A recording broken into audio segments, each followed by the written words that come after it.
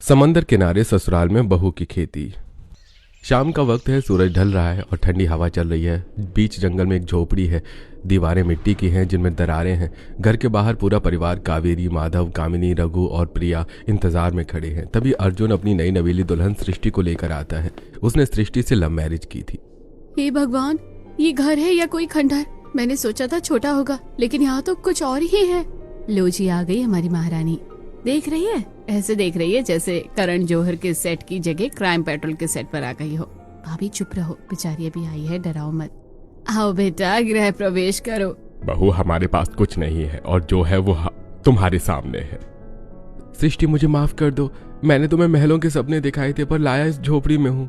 नहीं अर्जुन, घर दीवारों से नहीं परिवार से बनता है।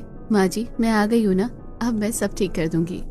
सृष्टि कलश को पैर से गिराकर अंदर आती है। अंदर का हाल और भी बुरा था। रात का समय, झोपड़ी के बाहर एक छोटा सा अलाव जल रहा है। पूरा परिवार उसके चारों तरफ बैठा है। सभी बहुत दुखी लग रहे हैं। अगर उस रात वो बाढ़ ना आई होती अर्जुन, तो आज हम अपने पक्के मकान में होते। वो घर, वो खेत सब बह गया और इंसानियत, वो तो पानी से पहले ही बह गई थी। सही कह रहे हैं बाबूजी।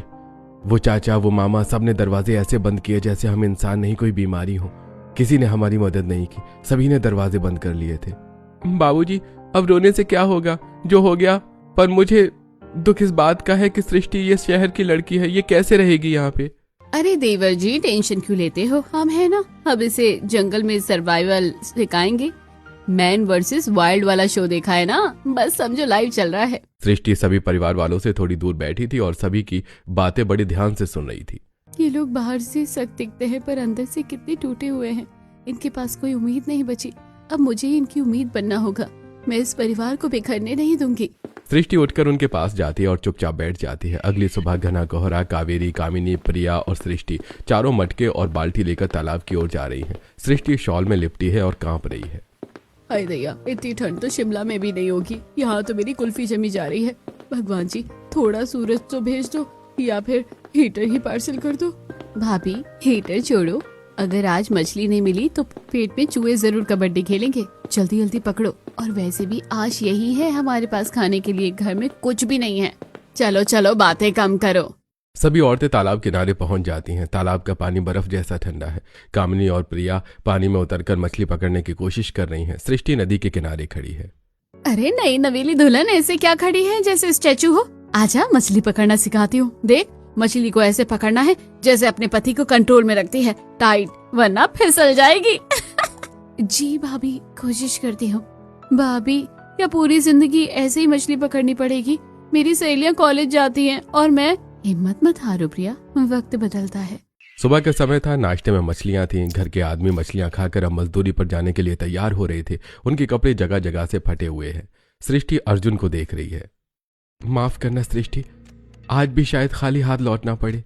बाजार में भीड़ है। बड़े बड़े ठेकेदार और व्यापारी खड़े हैं। माधव और रघु एक ठेले के पास जाते हैं। साहब, कोई काम दे दो, बोझा ढोलेंगे, मिट्टी खोद देंगे।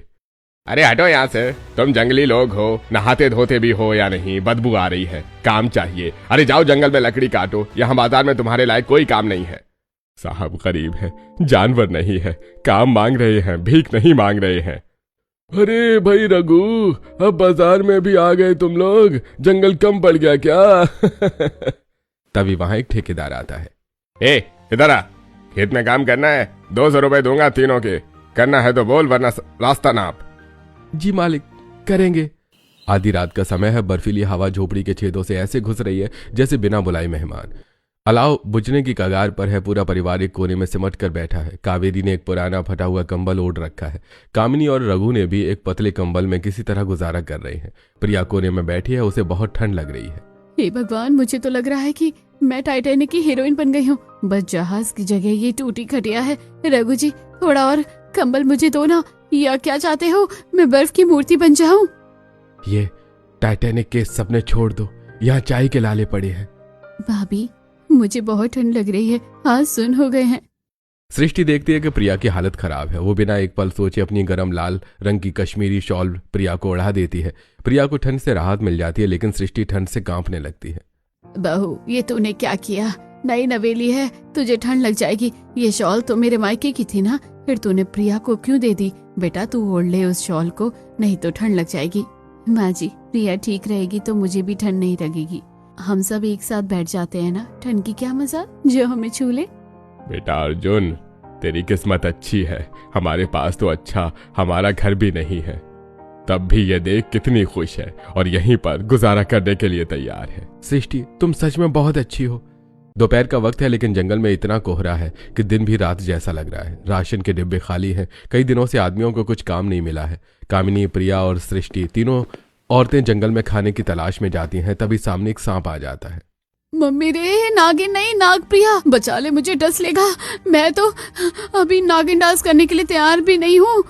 अरे एकता कपूर जी, आपने अभी नागिन को यहाँ पर क्यों छोड़ दिया? इससे आप अपने पास बुला लीजिए, इसे आप अपने पास ही बुला लीजिए। भाभी चुप रहो, मुझे तो लग रहा है कि अब ये नागमणि लेकर ही जाएगा। हिलो मत, बस शांत खड़े रहो, वो चला जाएगा। हम उसके इलाके में हैं, गलती हमारी है, अगर और गलती की तो जान से हाथ धो बैठोगे, इसलिए शांत खड़े रहिए। थोड़ी देर में सांप वहां से चला जाता है। वो तीनों आगे बढ़ती हैं, जंगल खत्म हो जाता है और अचानक सामने विशाल समंदर दिखाई देता है। सबकी आंखें फटी की फटी रह जाती हैं। हे राम, ये क्या है? इतना पानी, हम तो आज तक यहाँ आए ही नहीं। ये समुद्र है, कितना विशाल है, पर अफसोस पीने लायक नहीं। लो कर लो बात, पानी हर जगह है पर पीने को एक बूंद नहीं। ये तो वही बात हो गई कि शादी हो गई पर पति परदेश में। भाभी वहाँ देखो, कुछ सब्जियाँ लगी हैं। सृष्टि पास जाकर देखती है, वहां कुछ सब्जियां लगी हुई थी। मिल गया आज का खाना, चलो जल्दी घर चलते हैं। कुछ दिन बीत जाते हैं, सुबह का वक्त होता है, सूरज बस उगने ही वाला है। सृष्टि, प्रिया और कामिनी को समंदर किनारे ले आई है। ठंडी हवा चल रही है, तीनों वहां खड़ी होकर उगते हुए सूरज को देख रही थी। कामिनी के हाथ में एक टमाटर था। ये टमाटर है या लाल रंग का गुब्बारा? न स्वाद है न जान। कामिनी उस टमाटर को खाती है। तो इसमें तो कीड़ा है, मेरी किस्मत की तरह ये भी सड़ा हुआ निकला। कामिनी गुस्से में उस आधे टमाटर को खाए हुए पास की गीली मिट्टी में फेंक देती है। कुछ हफ्ते बीत गए। सृष्टि आज फिर से उगते हुए सूरज को देखने आई। आज उसके साथ पूरा परिवार था। जहां कामिनी ने टमाटर फेंका था वहां छोटे छोटे हरे पौधे निकल आए हैं और उनमें नन्हे नन्हे टमाटर लटक रहे हैं। देखो, सब देखो, यहाँ टमाटर का पौधा उग गया है और इसमें टमाटर भी लग रहे हैं। अरे ये टमाटर के पौधे हैं, यहाँ कैसे उग गए? भाभी, आपने उस टमाटर को फेंका था ना, और देखो बिना खाद पानी के उग गए। इसका मतलब समझे, ये जमीन बंजर नहीं है, सोना है। हम यहाँ खेती कर सकते हैं। खेती? बहू, दिमाग तो नहीं फिर गया है? समुद्र के किनारे खारे पानी में खेती कौन पागल कहेंगे? और बीज कहाँ से आएंगे? पैसा नहीं है हमारे पास। अगर फसल नहीं होगी तो जो बचा है वो भी जाएगा। समुद्र के खारे पानी में खेती करेंगे तो लोग पागल कहेंगे। बाबूजी, पागल तो लोग हमें अभी भी कहते हैं। खाने के लिए हमारे पास है ही क्या? वो टूटी झोपड़ी। अगर हम कुछ कोशिश नहीं करेंगे तो भूख से वैसे ही मर जाएंगे। अर्जुन, ये मिट्टी गीली है, हमें बस थोड़ी मेहनत करनी है। क्या आप मेरे साथ दोगे? हम यहाँ खेती करेंगे। देवरानी जी सही कह रही है, रिस्क तो लेना पड़ेगा। शोले के गब्बर ने कहा था ना, जो डर गया समझो मर गया। मैं तो तैयार हूँ, चलो हो जाए दो दो हाथ इस मिट्टी में। ठीक है सृष्टि, जब तुम इतनी हिम्मत दिखा रही हो तो मैं पीछे क्यों हटूंगा। हम करेंगे खेती। अर्जुन और रघु एक बीज की दुकान पर खड़े हैं। रघु अपनी जेब से एक पोटली निकालता है जिसमें कुछ सिक्के और फटे नोट हैं। दुकानदारों ने ऊपर से नीचे तक घूरता है। काका, थोड़ी अच्छी क्वालिटी के टमाटर और कद्दू के बीज दे दो। काहे अर्जुन, अब क्या जंगल में फार्म हाउस बना रहे हो या फिर जंगल में खेती करोगे? अरे काका, तुम्हें नहीं पता, ये लोग समंदर के पानी से सब्जी उगाएंगे। सुना है वहाँ नमकीन कद्दू उगता है। अरे हाँ भाई, पागल हो गए हैं सब। जंगल में रहना, नमक खाना, अब दिमाग भी नमकीन हो गया इनका। अर्जुन, चल यहाँ से, इनकी बातों का जवाब हमारी फसल देगी। दोनों भाई चुपचाप बीज खरीदकर वहां से निकल जाते हैं। सृष्टि दरवाजे पर खड़ी उनका इंतजार कर रही है और अर्जुन और रघु उदास होकर वहां लौटते हैं। उदास मत होइए, आज वो हम पर हंस रहे हैं, कल हमारी किस्मत उन पर हंसेगी। इनकी हंसी को ही हम अपनी ताकत बनाएंगे और खूब मेहनत करेंगे और दुनिया को दिखा देंगे एक गरीब भी दुनिया जी सकता है। समुद्र किनारे पूरा परिवार काम में जुटा है। माधव, अर्जुन और रघु कुदाल चला रहे हैं। सृष्टि, कामिनी और प्रिया जंगल से सूखी कांटेदार झाड़ियां खींच कर ला रही हैं और खेत के चारों तरफ बाउंड्रियां बना रही हैं। आउच भाभी, ये कांटे तो चुभ रहे हैं। कोई बात नहीं प्रिया, ये कांटे ही हमारी फसल को बचाएंगे। जहाँ फूल चाहिए वहाँ कांटों से दोस्ती करनी पड़ती है, और अगर हम ये बाउंड्री नहीं बनाएंगे तो जानवर हमारी सब्जियों को खा जाएंगे और हमें कुछ नहीं मिलेगा। कामिनी एक बड़ी सी झाड़ी खींचकर लाती है और वहीं बैठ जाती है। हाय दैया, मेरी कमर। हे भगवान, मुझे कैटरीना कैफ बनना था, तूने मुझे मंसूर बना दिया। अब मुझे तो लग रहा है कि मैं सीधी नहीं हो पाऊंगी, टेढ़ी होकर ही चलना पड़ेगा। पुष्पा राज की तरह मैं झुकूंगा नहीं, पर मैं उठ ही नहीं पा रही हूँ। अरे उठ जा नौटंकीबाज, अगर तू नहीं उठी तो तुझे यहीं गाड़ कर बिजू का बना देंगे, कौवे डराने के काम आएगी। हंसो मत, काम करो, रात होने वाली है, जल्दी जल्दी काम करो। सुबह के 4 बज रहे हैं। घना कोहरा छाया है, जंगल में कुछ साफ नहीं दिख रहा है। पूरा परिवार खेत पर है। ठंड में सबके दांत किटकिटा रहे हैं। अर्जुन और रघु कुदाल चलाने की कोशिश कर रहे हैं, पर ठंड के कारण उनसे काम नहीं हो रहा है। बाबूजी, आज तो कुदाल भी नहीं चल रही है, हाथ जम गए हैं। ये ठंड हमें अब जमा कर ही मारेगी। ऐसे नहीं होगा, रुकिए। सृष्टि तुरंत कुछ सूखी लकड़ियां और पत्थर जमा करती है और खेत के बीचों बीच आग जलाती है।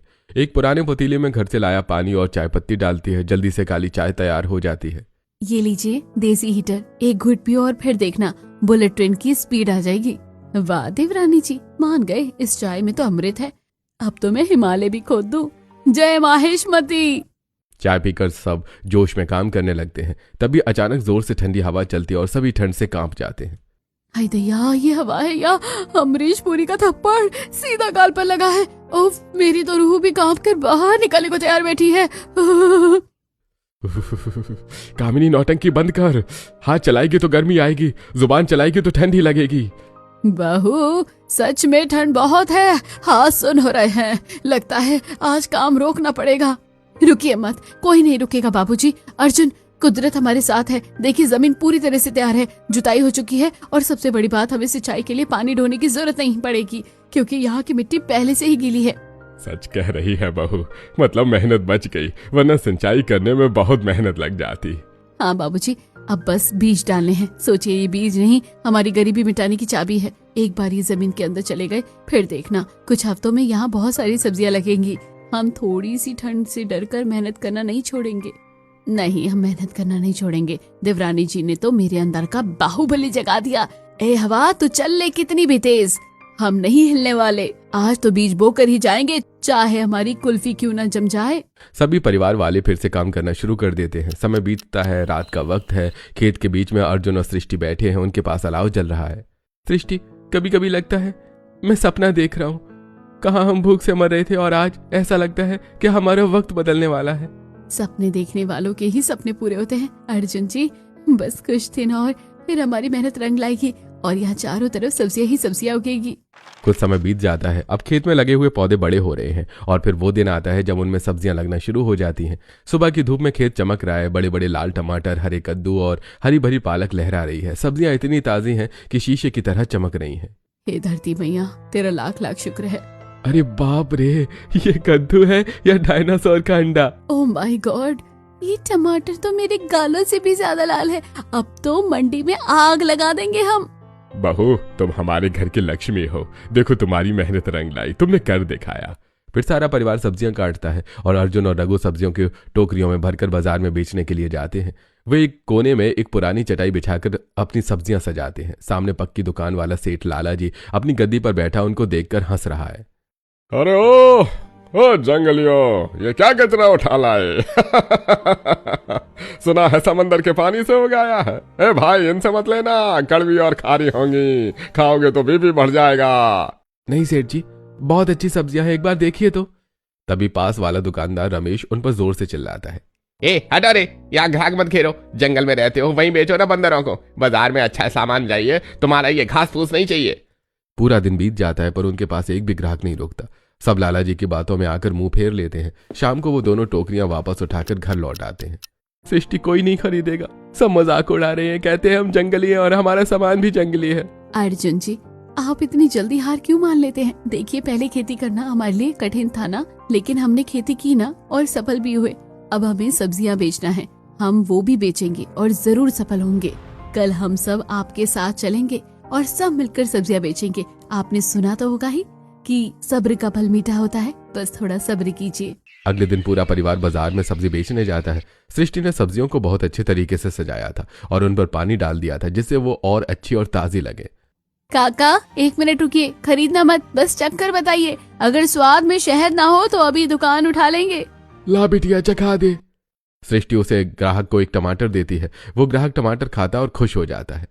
अरे राम, ये तो चीनी जैसा मीठा है और साथ में खट्टा भी है भाई साहब। ये लाला के सड़े टमाटर छोड़ो, ये तो अमृत है। तौल दे बिटिया 2 किलो। देखते ही देखते भीड़ जमा हो जाती है। मुझे भी दे दो, मुझे भी दे दो की आवाजें आने लगती हैं। शाम तक टोकरियां खाली हो जाती है और बहुत अच्छी आमदनी हो जाती है। घर लौटते समय पूरा परिवार घर के लिए राशन लेता है और साथ में कुछ मिठाइयां भी लेते हैं। फिर सभी घर पहुंचकर एक साथ बैठकर मिठाई खाते हैं। हाय, आज तो मेरे पेट में दिवाली हो गई। कितने दिनों बाद मीठा खाया है। देवरानी जी, तुम तो जादू करने निकली। मेरे बच्चों ने आज पहली बार पेट भर के खाना खाया है। समय बीतता है। अब परिवार के पास एक नया ठेला था। ठेले पर ताजी सब्जियां सजी हैं। आज कामिनी ने अपनी सबसे अच्छी साड़ी पहनी है और बालों में फूल लगाया है। वो ठेले के आगे खड़ी हो जाती है और आवाज लगाती है, अरे ओ कल्लू के पापा, ओ शालू की मम्मी, इधर देखो। ये साधारण सब्जी नहीं है, ये ब्यूटी पार्लर वाली सब्जी है। हमारे टमाटर खाओगे तो गाल करीना कपूर जैसे लाल हो जाएंगे। हमारी पालक खाओगे तो बॉडी ऋतिक रोशन जैसी बनेगी। आ जाओ, लूट लो, ऐसा ऑफर फिर ना मिलेगा। अरे कामिनी भाभी क्या डायलॉग मारा है। 2 किलो भिंडी तोल दो इसी बात पे। लोग हंस रहे हैं और सब्जियां धड़ाधड़ बिक रही हैं। वहीं गांव वाले जो पहले जंगली कहते थे अब रुककर इज्जत से बात करते हैं। अरे कामिनी, तुम्हारे घर की सब्जी में तो अलग ही स्वाद है। कल मेरे लिए कद्दू बचा कर रखना।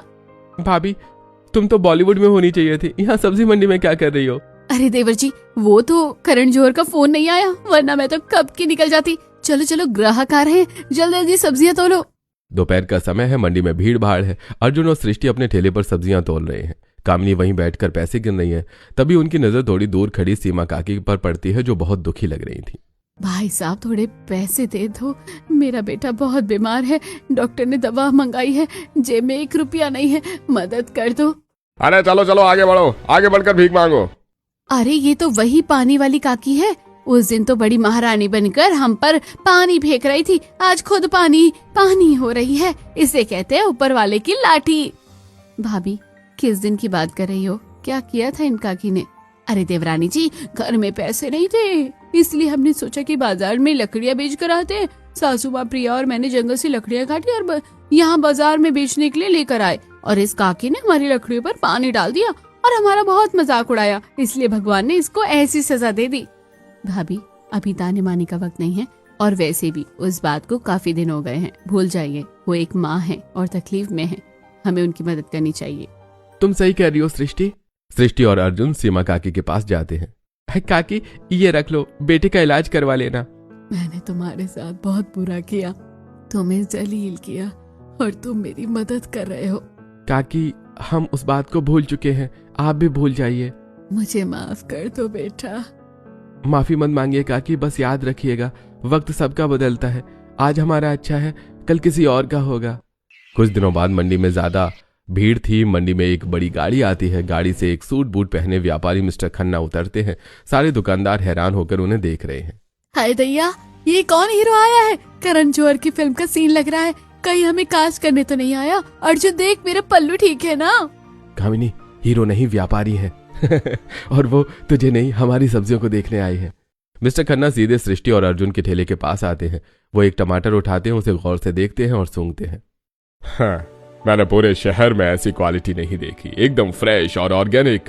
कौन उगाता है इसे? जी साहब, हम उगाते हैं। समंदर किनारे हमारे खेत हैं, बिल्कुल ऑर्गेनिक तरीके से उगाते हैं। वंडरफुल, मुझे तुम्हारा सारा माल चाहिए।